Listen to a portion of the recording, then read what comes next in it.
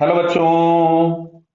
यहां लिखा है bicycle has pedal rod of length 16 centimetre connected to a disc of radius 10 centimetre. ये जो डिस्क पे कनेक्टेड है इसकी ये जो रेडियस दी गई है ये 10 सेंटीमीटर है। ठीक है। The bicycle wheel has 70 centimetre diameter, radius 35 दे दिया व्हील का, and chain runs over a gear of radius 4 centimetre. तो चेन जिस गियर पे चल रही है ये वाली, ये रेडियस आपको दी गई है 4 सेंटीमीटर। ठीक है। आगे देखिए, the speed of the cycle is constant.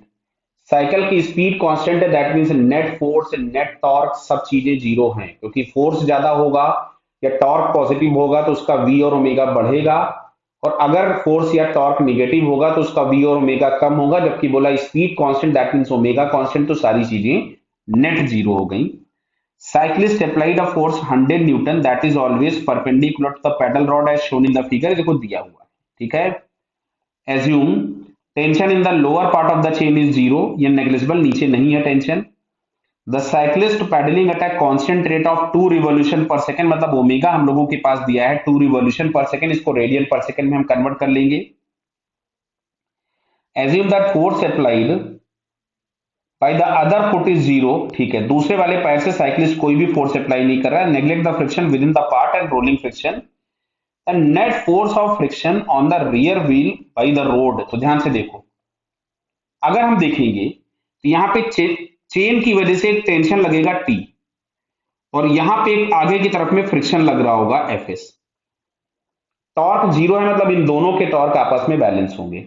तो यहां से हम लोग लिख सकते थे टी इंटू रेडियस दी गई थी 4 centimetre is equals to friction into radius दिया गया है 35 सेंटीमीटर। तो यहां से हमको टी निकालना पड़ेगा। तो टी कैसे निकालेंगे, तो टी इस वाले पॉइंट पे आ गए, इधर पीछे की तरफ में टेंशन टी लग रहा होगा, इसका जो टॉर्क होगा वो T into 10/100 is equal to ये जो फोर्स हम लोगों के पास अप्लाई किया गया था एफ इंटू परपेंडिकुलर डिस्टेंस 16/100।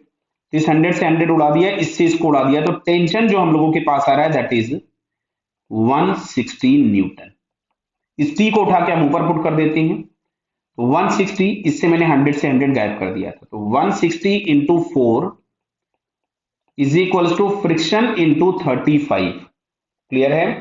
तो इसको अगर हम लोग सॉल्व करें तो इसको एक बार कैंसिल कर देते हैं, चलिए 5 से, ये हो गया 7 और ये हमारे पास हो जाएगा 32, बराबर है ना।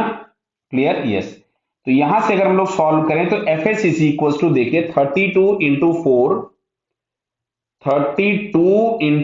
4 ये आ गया डिवाइडेड बाई 7।